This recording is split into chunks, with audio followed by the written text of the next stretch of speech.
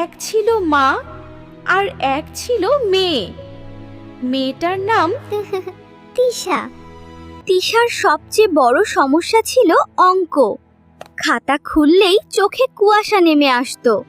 2+2 লিখে সে এমন আত্মবিশ্বাস নিয়ে বসে থাকতো। মা বলতেন, তিশা, এটা ভুল। তিশা বলতো, আম্মু একটু ঘুরায় দেখো, ঠিকই আছে।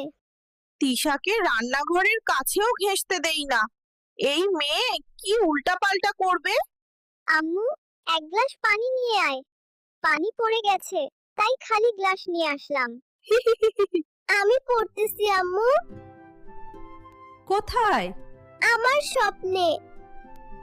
এই মেয়েটার কি হবে? আমি না থাকলে কে দেখবে ওকে? কিচ্ছু হবে না, এই মেয়ে কিছুই পারবে না। একদিন বিকেলে অঙ্ক করতে করতে ঘুমিয়ে পড়লাম।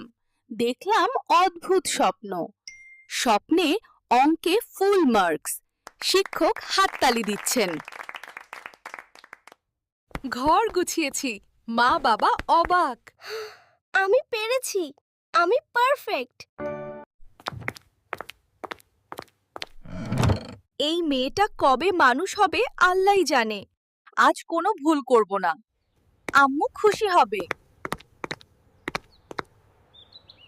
ডিম পাই নাই, তাই গোল গোল টমেটো নিয়ে আসলাম। এইটা কি?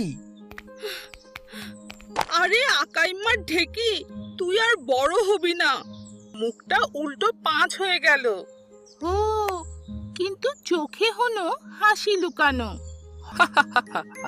এইরকম মজার ভিডিও আরো পেতে চাইলে লাইক দাও, কমেন্ট করো আর শেয়ার করে দাও।